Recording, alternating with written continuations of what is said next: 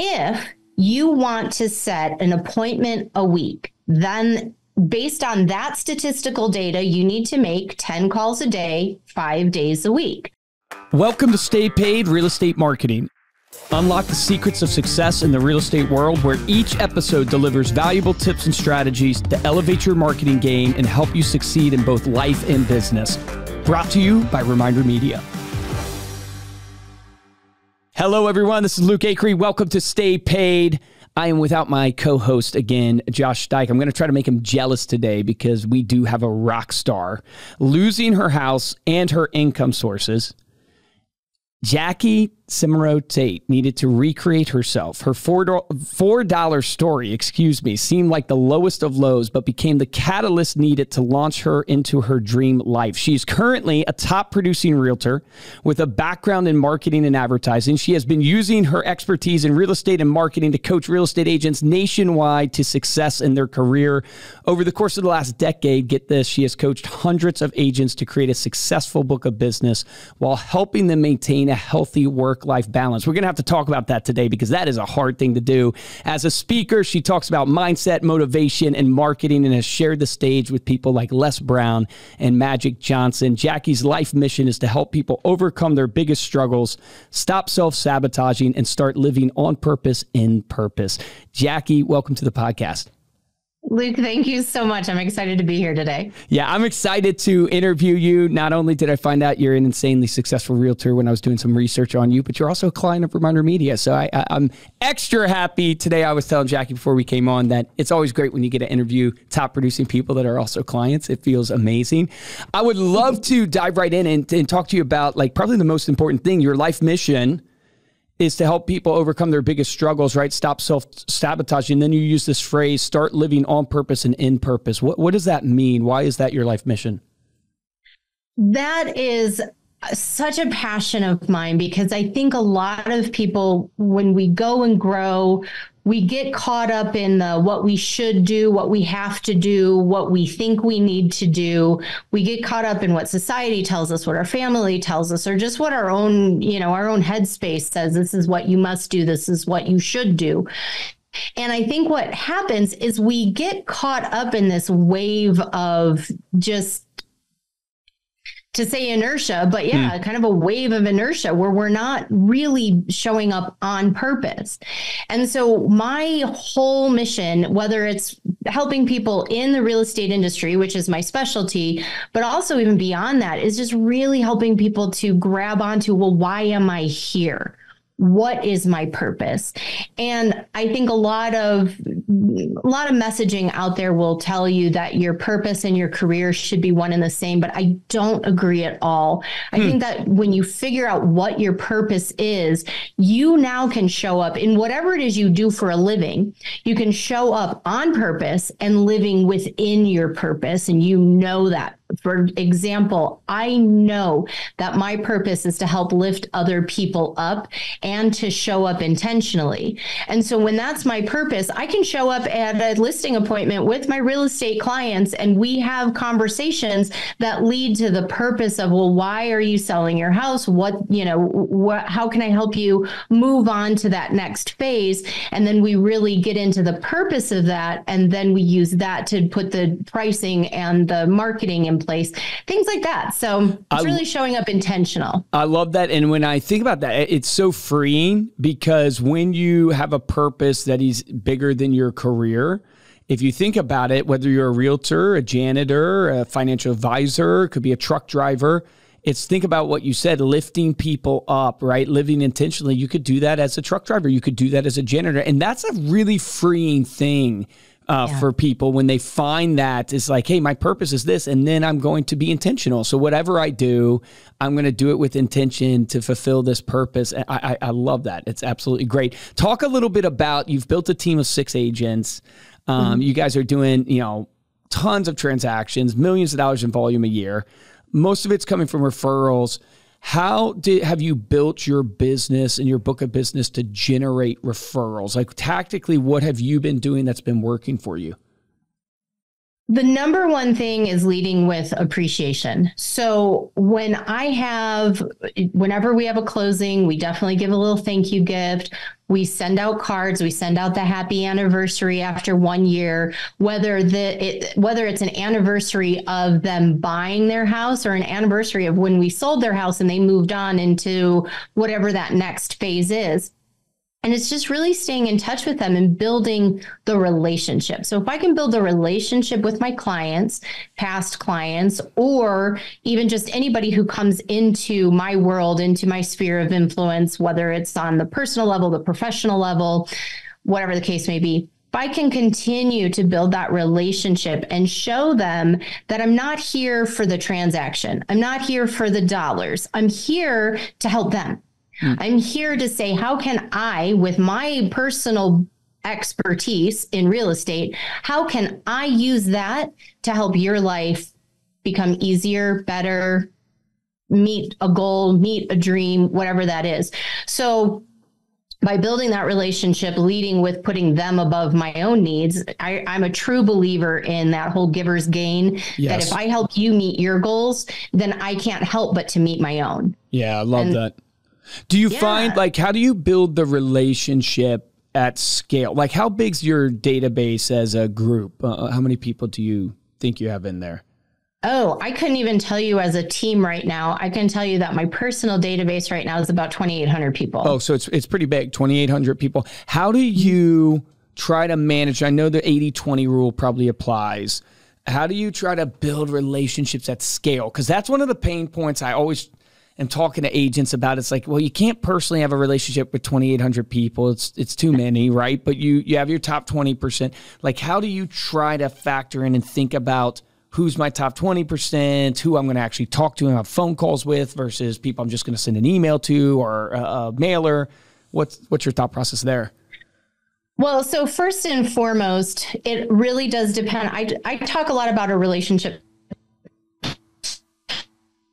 timeline. So people come into your world at some point and are all the way on one side of the timeline, and they make their way through to being somebody who knows you, likes you, trusts you, like and trust them.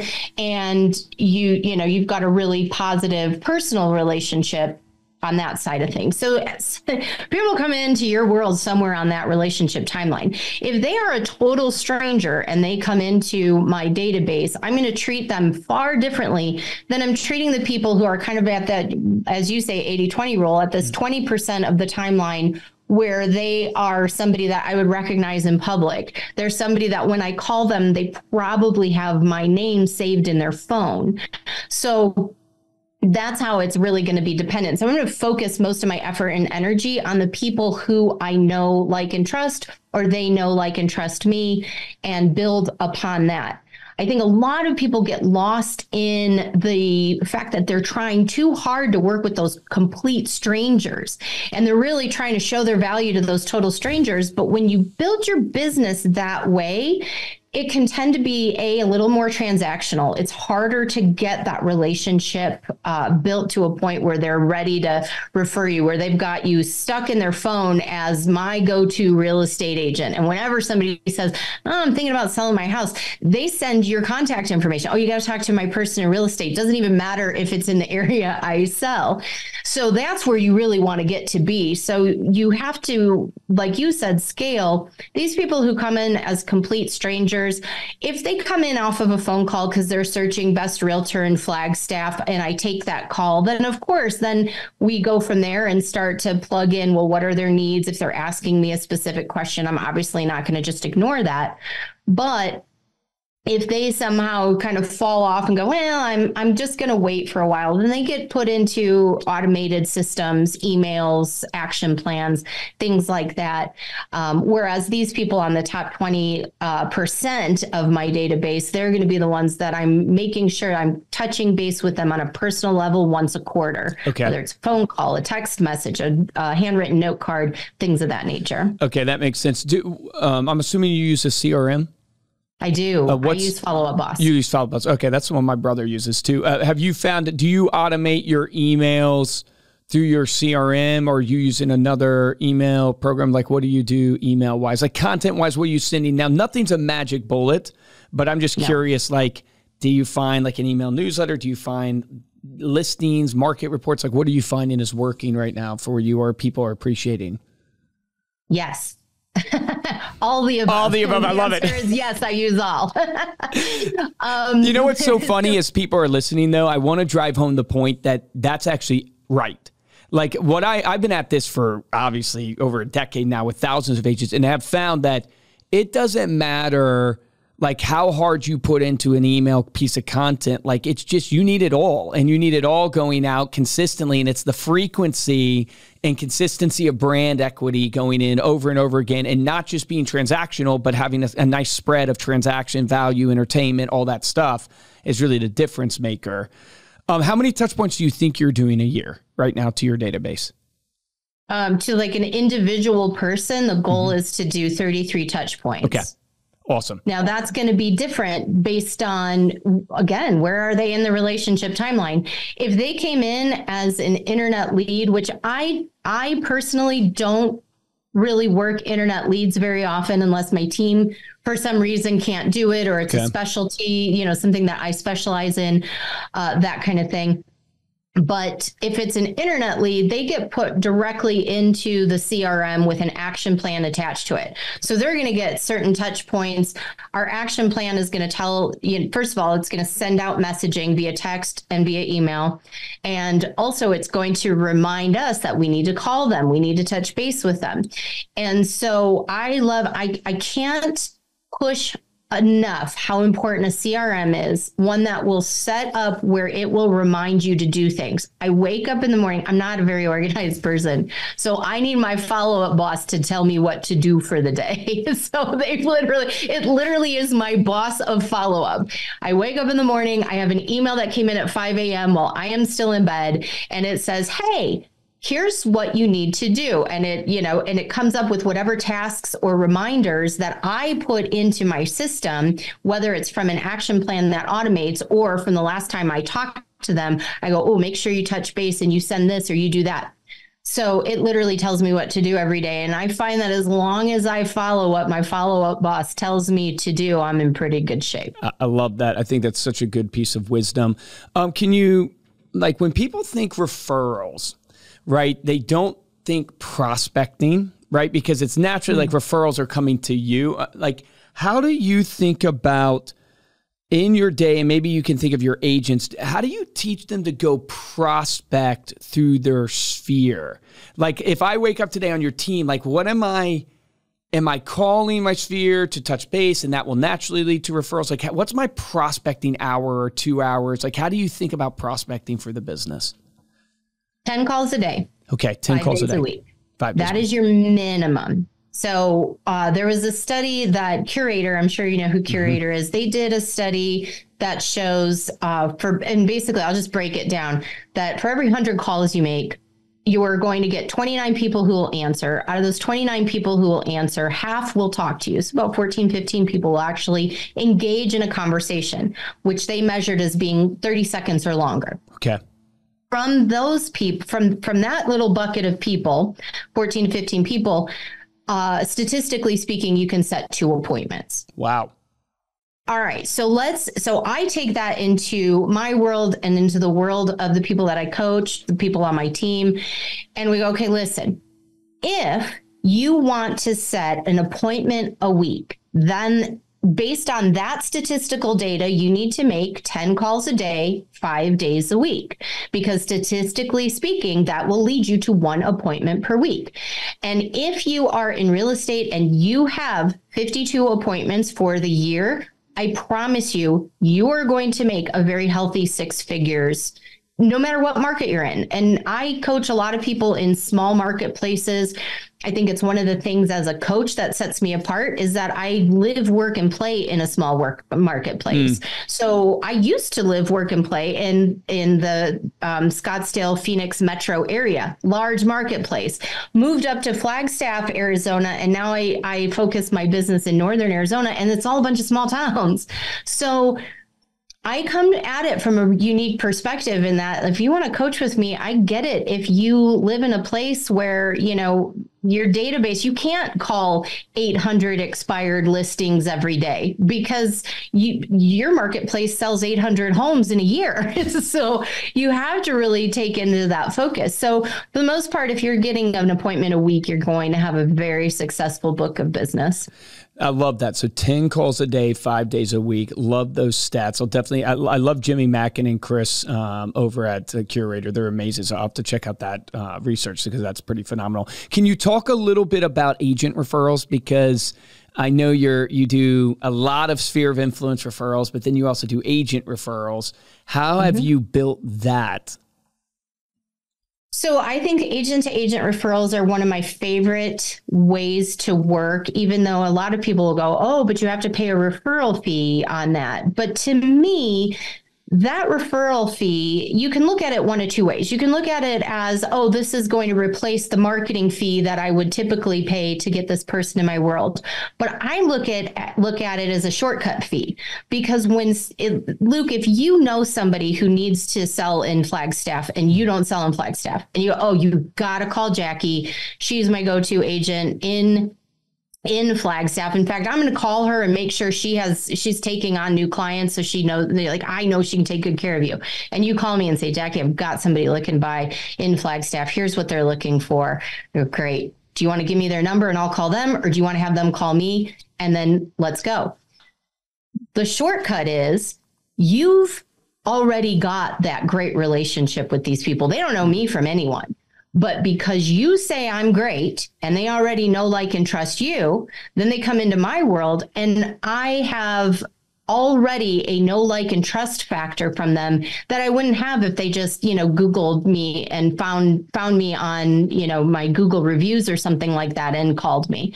And so to me, that 25% I'm going to pay you is a shortcut fee and I'm happy to do it.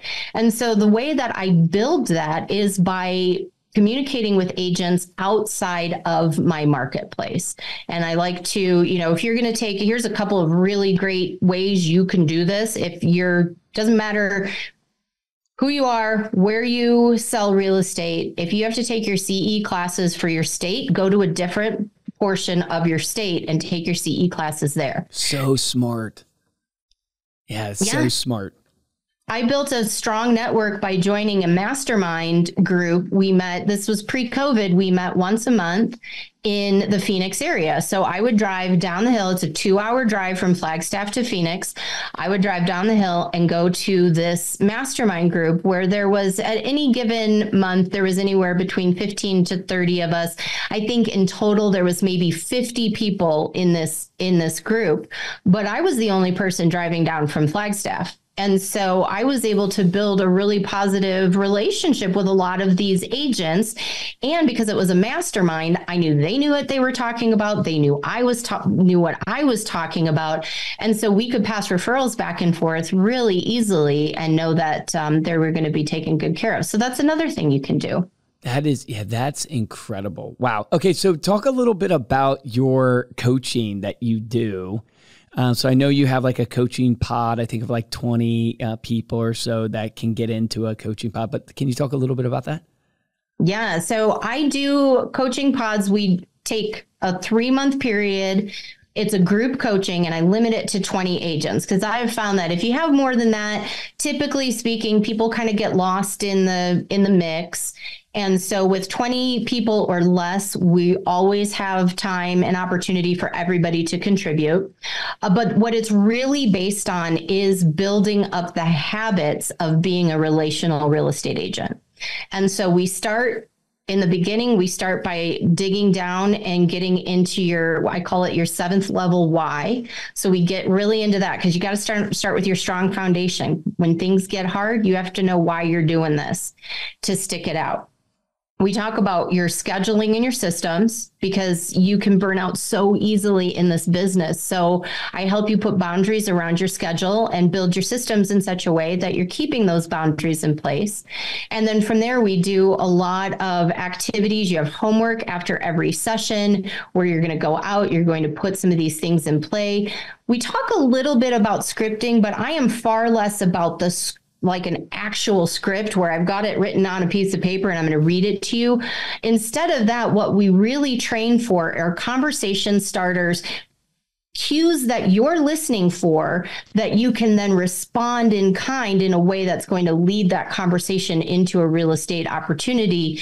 And then I just help you build that into your day-to-day life. And so by the time you're done with our 3 months, ideally, if you do the work, you're going to be in the habit of doing these things that are going to help you create your business on a far more relational basis instead of being that one night stand realtor or just strictly transactional. Yeah, I love that. How long have you been doing the coaching side of the business? Because you're a producer as well and a team lead. So yeah. So I actually started coaching real estate agents in marketing back in 2005. Okay. And that was strictly with marketing. And then I took a little break from coaching and got back into it a few years later when COVID hit. Okay. My brokerage approached me and asked me if I would, knowing my coaching background, asked me if I would lead the coaching program for our new agents.